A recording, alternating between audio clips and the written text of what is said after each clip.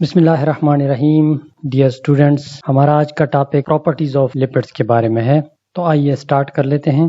سب سے پہلے physical properties کی طرف آتے ہیں. لپڈ کا اپنا کوئی رنگ، کوئی ذائقہ اور کوئی بو نہیں ہوتی. یہ روم ٹیمپریچر پہ سالڈ یا لیکوڈ کے فارم میں ہوتے ہیں.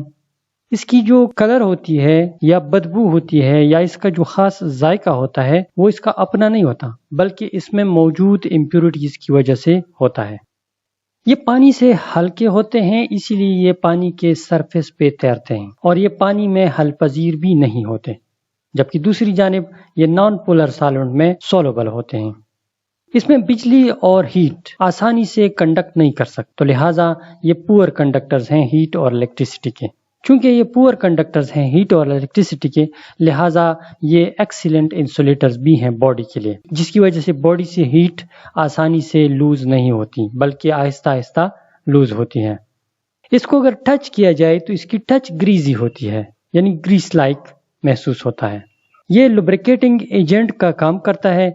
دو جوڑ ایک دوسرے کے اوپر حرکت کرتے ہیں تو اس کے فرکشن کو کم کرنے کے لیے اس کے اوپر تیل یا گریز لگایا جاتا ہے تاکہ اس میں فرکشن کو کم کیا جائے. تو اس ایکشن کو لوبریکیٹنگ ایکشن کہا جاتا ہے. یہ آسانی سے وولٹائل نہیں ہوتے، یعنی ویپر میں آسانی سے تبدیل نہیں ہو سکتے. اگر اس کو جلایا جائے پیور فیٹ کو تو پھر اس کے جلنے کے بعد کوئی ایش راک وغیرہ نہیں رہ جاتا. لیکن جب پریکٹیکلی ہم دیکھتے ہیں لپڈس کو جلاتے ہیں تو اس کے بعد ہمارے پاس راک آ جاتا ہے. اس کی وجہ امپیورٹیز کی موجودگی ہوتی ہے. یہ وہ ایش کے فارم میں ہمیں نظر آتے ہیں. اس کی ڈینسٹی بھی لو ہوتی ہے. اس کا میلٹنگ پوائنٹ اور بوائلنگ پوائنٹ دونوں کم ہوتے ہیں، یعنی کم ٹیمپریچر پہ یہ لیکویفائی ہو سکتے ہیں اگر یہ سالڈ فیٹ ہو. اب اس سلائیڈ سے کس قسم کے کوسچن آ سکتے ہیں؟ آپ کے لیے یہ کوسچن آ سکتا ہے کہ کیا فیٹس کا اپنا کوئی ذائقہ ہے یا کلر ہے یا ٹیسٹ ہے، یا یہ کوسچن آ سکتا ہے کہ فیٹس میں جو موجود ذائقہ ہوتا ہے یا رنگ ہوتا ہے وہ کس کی وجہ سے ہوتا ہے؟ تو وہ امپیورٹیز کی وجہ سے ہوتا ہے. ٹھیک ہے، تو آپ کو یہ آپشن دیے گئے ہوں گے کہ جو اس میں ٹیسٹ وغیرہ ہوتا ہے، کلر ہوتا ہے، یہ امپیورٹیز کی وجہ سے ہوتا ہے، یہ پانی کی وجہ سے ہوتا ہے، یہ اس میں فیٹی ایسڈ کی وجہ سے ہوتا ہے، یا کوئی اور آپشن بھی آپ کو دیا گیا ہوگا تو اس میں سے آپ نے کریکٹ آپشن ہوتا ہے وہ آپ نے سلیکٹ کرنا ہوتا ہے. اب آتے ہیں اس کے کیمیکل پراپرٹیز کی طرف. کیمیکل پراپرٹیز میں سے سب سے پہلے آتی ہے رینسیڈیٹی. اور رینسیڈیٹی کے پھر دو ٹائپس ہیں. ایک تھرو ہائیڈرولیسس رینسیڈیٹی ہوتی ہے اور ایک تھرو آٹو آکسیڈیشن ہوتی ہے. ان دونوں کے بارے میں ہم ڈیٹیل سے آگے کے سلائیڈز میں پڑھیں گے. دوسری کیمیکل پراپرٹیز کی ہائیڈروجنیشن ہے. تیسرا ہے ہیلوجنیشن اور چوتھا ہے سیپونیفیکیشن. اب سب سے پہلے آتے ہیں رینسیڈیٹی کی طرف.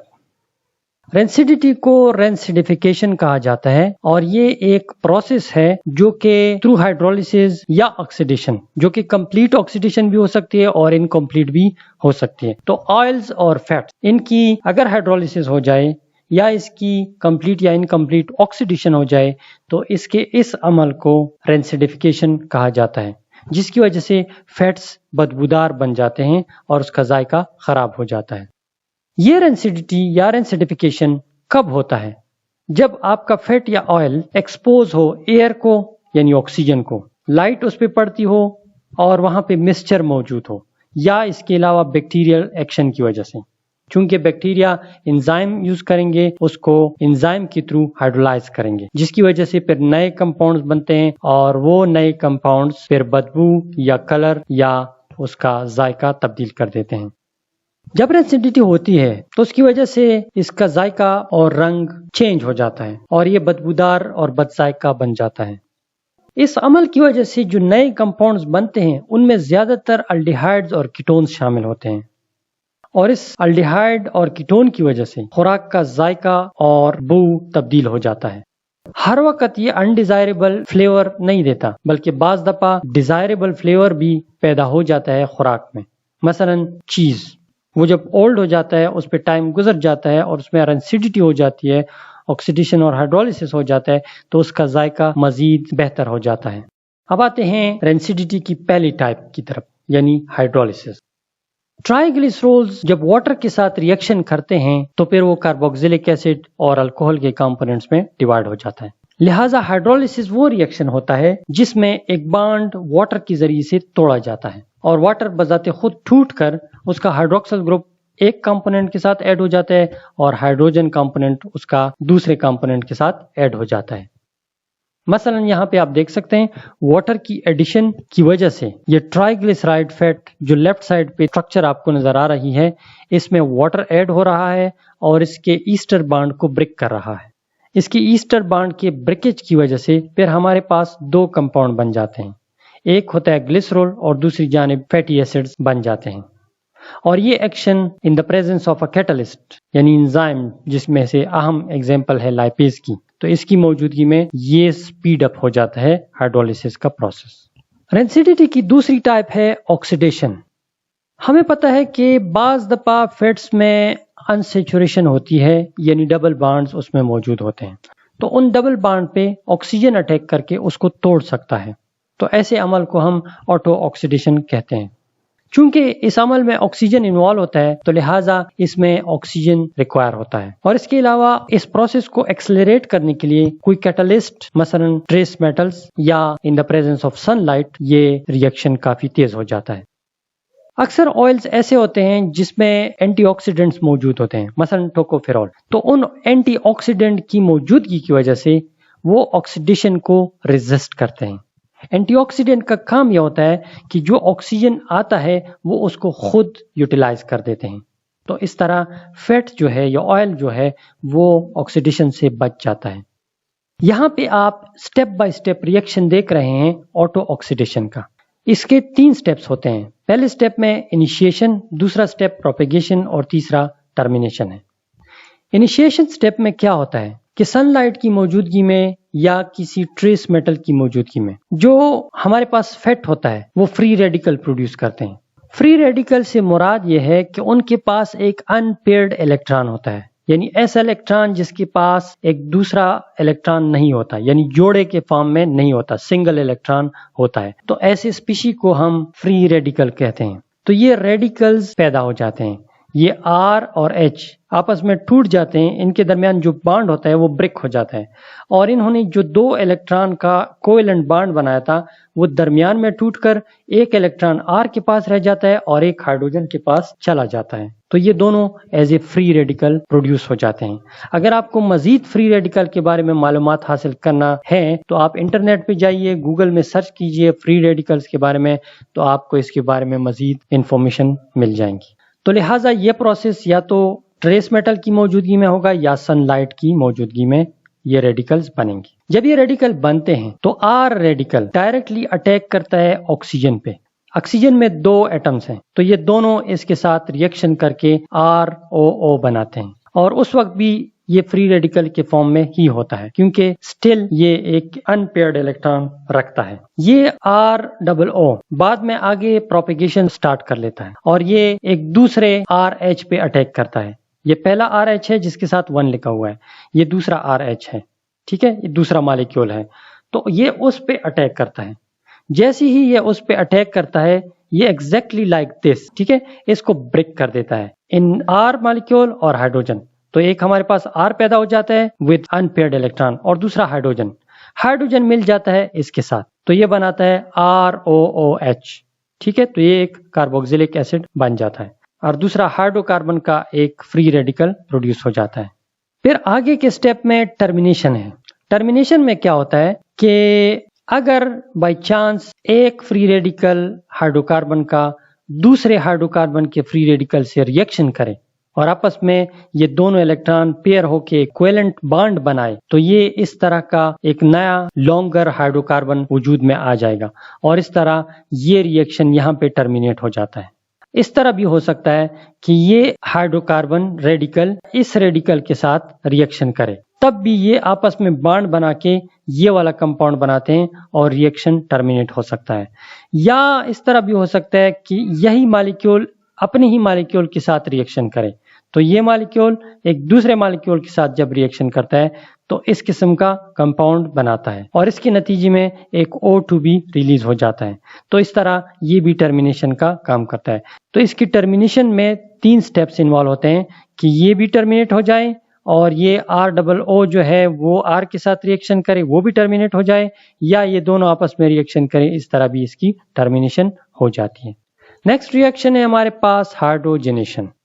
ہائیڈروجنیشن کا مطلب یہ ہے کہ آپ کسی انسیچوریٹڈ کمپاؤنڈ میں ہائیڈروجن ایڈ کر رہے ہیں، اور ہمیں پتہ ہے کہ انسیچوریٹڈ کمپاؤنڈ میں ڈبل بانڈز ہوتے ہیں، تو ان ڈبل بانڈز کو توڑ کے اس کے ساتھ ہم ہائیڈروجن ایڈ کر دیتے ہیں، تو ایسے پروسیس کو ہائیڈروجنیشن کہا جاتا ہے، اور یہ انسیچوریٹڈ فیٹی ایسڈ کو سیچوریٹڈ فیٹی ایسڈ میں کنورٹ کر دیتے ہیں۔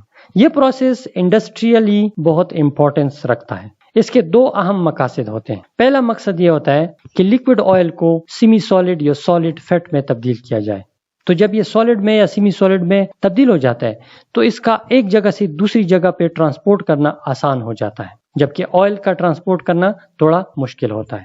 اس کا دوسرا فائدہ ہے امپرووڈ اسٹیبلٹی۔ جب اس میں ڈبل بانڈ موجود ہوتا ہے تو اس وقت مختلف کمپاؤنڈز کے ساتھ اس کا ریئیکشن آسانی سے ہو سکتا ہے، جبکہ جب یہ سیچوریٹڈ ہو جاتا ہے تو اس وقت اس پہ کوئی دوسرا کمپاؤنڈ آسانی سے اٹیک نہیں کر سکتا اور یہ اسٹیبل ہو جاتا ہے۔ یہاں پہ آپ ہائیڈروجنیشن کی ایک ریئیکشن دیکھ سکتے ہیں۔ ادھر ایک ہمارے پاس انسیچوریٹڈ فیٹ ہے، اس میں ڈبل بانڈ موجود ہے، ادھر اس کے ساتھ ایک ہائیڈروجن ایڈ ہو گیا ہے اور یہ ڈبل بانڈ ختم ہو کے سیچوریٹڈ فیٹ میں تبدیل ہو گیا ہے۔ نیکسٹ ریئیکشن ہے ہمارے پاس ہیلوجنیشن۔ ہیلوجنیشن کا مطلب ہے ایڈیشن آف ہیلوجنز، یعنی کلورین، برومین اور آیوڈین وغیرہ۔ یہ بھی جسٹ لائک ہائیڈروجن یا آکسیجن ڈبل بانڈ پہ اٹیک کرتے ہیں، اور اس کا جب ریئیکشن ہو جاتا ہے ڈبل بانڈ کے ساتھ تو آپ کے پاس ڈبل بانڈ ختم ہو کے اس کی جگہ پہ آیوڈین، کلورین یا برومین اٹیچ ہو جاتا ہے۔ نیکسٹ کیمیکل ریئیکشن ہے ہمارے پاس سیپونیفیکیشن۔ سیپونیفیکیشن کا مطلب یہ ہے کہ ہم فیٹ یا آئل یا کسی اور لپڈ کو سوپ اور الکوہل میں تبدیل کر دیتے ہیں۔ اس پروسیس میں ہیٹ کی ضرورت ہوتی ہے اور اس کے علاوہ ایک الکلی کی بھی ضرورت ہوتی ہے، مثلا پوٹاشیم ہائیڈرو آکسائڈ یا سوڈیم ہائیڈرو آکسائڈ۔ سوپس کیا ہوتے ہیں؟ Soaps are actually salts of fatty acids. ہمارے پاس فیٹی ایسڈس کیا ہوتے ہیں؟ کاربوکسیلک ایسڈس ہوتے ہیں، جس میں COOH گروپ ہوتا ہے، تو لہٰذا یہ ایکچولی ایسڈس ہیں۔ پھر جب ان ایسڈ کے ہائیڈروجن کو ریپلیس کر کے سوڈیم لگا دیا جاتا ہے یا پوٹاشیم لگا دیا جاتا ہے تو پھر یہ سالٹ بن جاتا ہے، اور اس فیٹی ایسڈ کے سالٹ کو پھر سوپ کہا جاتا ہے۔ یہاں پہ آپ سیپونیفیکیشن کا ایک ریئیکشن دیکھ سکتے ہیں۔ یہ ہمارے پاس ایک ٹرائی گلیسرائڈ کا مالیکیول ہے، اس کے ساتھ KOH ریئیکشن کر رہا ہے۔ ہیٹ پوٹاشیم ہائیڈرو آکسائڈ کی موجودگی میں اس بانڈ کو بریک کر دیتا ہے اور اس کے ساتھ ہائیڈروکسل گروپس ایڈ ہو جاتے ہیں اور یہ بن جاتا ہے گلیسرول، جبکہ دوسری جانب پوٹاشیم فیٹی ایسڈز کے ساتھ مل کر سوپ بناتا ہے۔ اب چونکہ سوپ کا ذکر آیا تو لہٰذا سرفیکٹنٹ کا ذکر بھی ضروری ہے۔ سرفیکٹنٹ ایسے کمپاؤنڈ کو کہا جاتا ہے جو سرفیس ٹینشن کو کم کر دیتے ہیں، یا انٹرفیشیل سرفیس ٹینشن بٹوین ٹو لیکوڈز، یا گیس اور لیکوڈ کے درمیان، یا لیکوڈ اور سالڈ کے درمیان جو انٹرفیشیل سرفیس ٹینشن ہوتا ہے اس کو ڈیکریز کرنا سرفیکٹنٹس کا کام ہے۔ اب اگر آپ سرفیس ٹینشن کے بارے میں نہیں جانتے تو سیدھے گوگل میں جائیے، سرفیس ٹینشن ٹائپ کر دیجئے، آپ کو اس کا جواب چند لمحوں میں مل جائے گا۔ سرفیکٹنٹس ڈٹرجنٹ کے طور پر کام کر سکتے ہیں، ویٹنگ ایجنٹ یعنی گیلا کرنے والے ایجنٹ کا کام کر سکتا ہے، ایملسیفائرز کا کام کر سکتا ہے۔ ایملسیفیکیشن کے بارے میں پچھلی ویڈیو میں یا اس سے پچھلی ویڈیو میں نے ڈیٹیل سے بات کی ہوئی ہے، اگر آپ نے دیکھنا ہے تو پلے لسٹ میں جائیے اور وہاں پہ ایملسیفیکیشن کی ویڈیو موجود ہے، وہ دیکھ لیجئے، آپ کو پتہ چل جائے گا کہ what is emulsification and what are emulsifiers. اس کے علاوہ یہ فومنگ ایجنٹ کا کام کر سکتے ہیں، یعنی فوم جھاگ پیدا کرنے کے لیے، اور ڈسپرسنٹ کا کام بھی کر سکتے ہیں۔ ڈسپرسنٹ مینز کہ سولوشن میں کسی چیز کو ڈسپرس کرنا ہے۔ جب کوئی چیز ایک جگہ پہ موجود ہوتا ہے نا تو وہ ایگریگیٹڈ فارم میں ہوتا ہے، یہ کیا کام کرتا ہے کہ یہ پورے سولوشن میں اس کو ڈسٹریبیوٹ کر دیتا ہے، تو لہٰذا یہ ڈسپرسنٹ کا کام کر سکتا ہے۔ اگر اس کے اسٹرکچر پہ غور کیا جائے تو اس کے دو پارٹس ہوتے ہیں، ایک پارٹ ہائیڈروفیلک ہوتا ہے اور ایک ہائیڈروفوبک ہوتا ہے۔ جو اس کا کاربوکسیلک پارٹ ہے وہ ہائیڈروفیلک ہے اور جو اس کا ٹیل ہے وہ ہائیڈروفوبک ہوتا ہے۔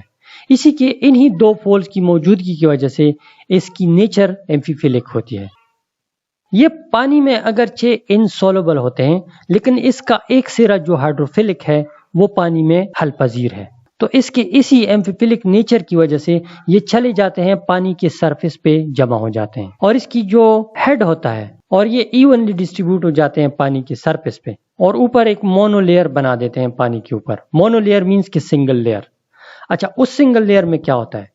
इसका जो पोलर हेड है कार्बोक्सिल ग्रुप वो पानी में डिसॉल्व हुआ होता है, जबकि इसका जो टेल है वो पानी से परे यानी पानी से दूसरी साइड पे, चूंकि ये सरफेस पे होते हैं ना, तो सरफेस पे अपोजिट साइड पे इसके टेल्स आपस में अरेंज्ड हुए होते हैं यानी अलाइंड हुए होते हैं। तो लिहाजा ऐसे कंपाउंड्स जो पानी में डालने के बाद उसके सरफेस पे मोनोलेयर बनाएं और उसके सरफेस पे इकट्ठे हो जाते हैं, तो ऐसे कंपाउंड्स को सरफेक्टेंट्स कहा जाता है, क्योंकि वो सरफेस पे एक्युमुलेट हो जाते हैं। यहाँ पे ऊपर के पहले लाइन में हमने जिक्र किया कार्बोक्सिलिक एसिड और साल्ट का। तो साल्ट जो होते हैं वो कार्बोक्सिलिक एसिड की निस्बत स्ट्रॉन्गर सरफेक्टेंट्स का काम करते हैं। अब एग्जांपल्स ऑफ सरफेक्टेंट्स, इनमें शामिल है सोप्स एंड डिटर्जेंट्स, जो हम as a cleansing agent use करते हैं, नहाने के लिए भी, कपड़े धोने के लिए भी और जगह धोने के लिए भी। ये बिल्कुल ऐसे ही काम करते हैं जैसे कि पिछली स्लाइड में आपने देखा कि ये क्या करते हैं, it lowers the surface tension of water. जब ये सरफेस टेंशन को कम कर देते हैं तो उसकी वजह से पानी आसानी से किसी मटेरियल को वेट कर सकता है, गीला कर सकता है। जब हम इसको पानी में डालते हैं तो दो किस्म के सिचुएशन हो सकते हैं, या तो हम इसकी कम मिकदार डालते हैं या ज्यादा। अगर आप इसकी कम मिकदार डालें तो पानी में ये रैंडमली डिस्पर्स हो जाते हैं और डिसॉल्व हो जाते हैं, लेकिन अगर आप इसकी ज्यादा मिकदार डालें तो ये एक्युमुलेट हो जाते हैं इन द फॉर्म ऑफ माइसेल्स। और माइसेल्स क्या होते हैं इसके बारे में भी मेरी एक बेहतरीन वीडियो मौजूद है, मैंने उसमें माइसेल की एक्सप्लेनेशन की है कि माइसेल क्या होता है, उसका फंक्शन क्या होता है और कैसे बनता है। तो आप जाइए, नीचे डिस्क्रिप्शन में उसका लिंक दिया हुआ है, आप उस वीडियो को देखिए, आपको माइसेल का कॉन्सेप्ट क्लियर हो जाएगा। लेकिन फिर भी मैं इस वीडियो में भी थोड़ी सी उसकी इंट्रोडक्शन आपको दे देता हूँ। माइसेल्स और इधर स्फेरिकल, सिलेंड्रिकल और ब्रांच्ड स्ट्रक्चर्स, इसके दो पार्ट्स होते हैं, एक इसका कोर होता है और एक इसका सरफेस होता है। इसका जो कोर होता है वो हाइड्रोफोबिक होता है और इसका जो सरफेस होता है वो हाइड्रोफिलिक नेचर रखता है।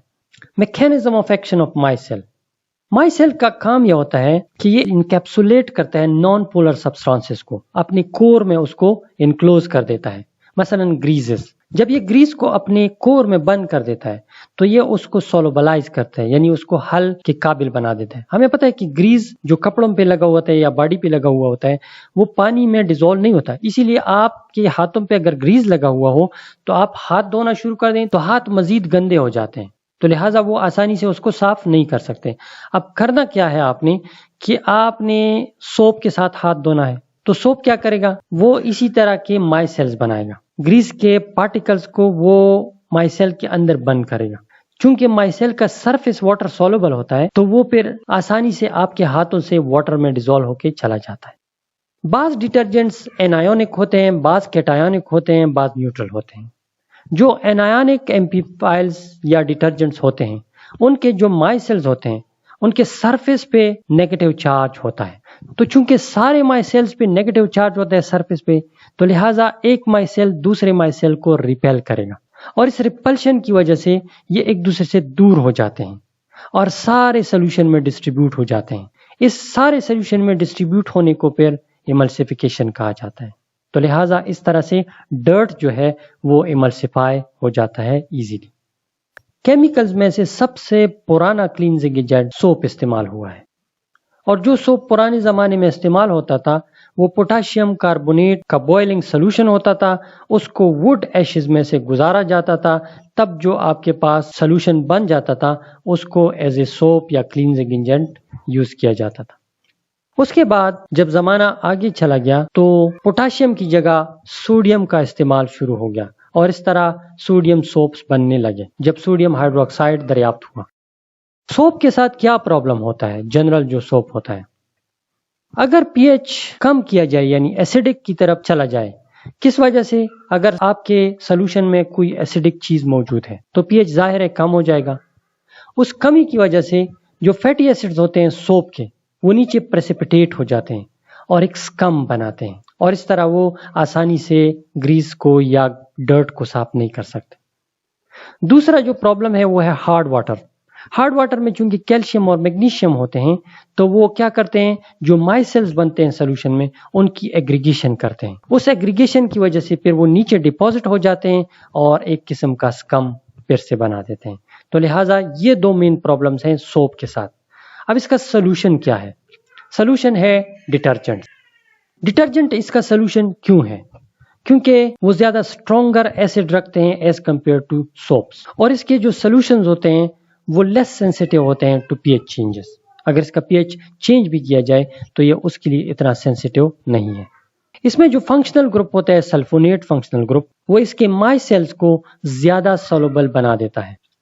एनायोनिक डिटर्जेंट्स के अलावा कैटायोनिक डिटर्जेंट्स भी मौजूद हैं।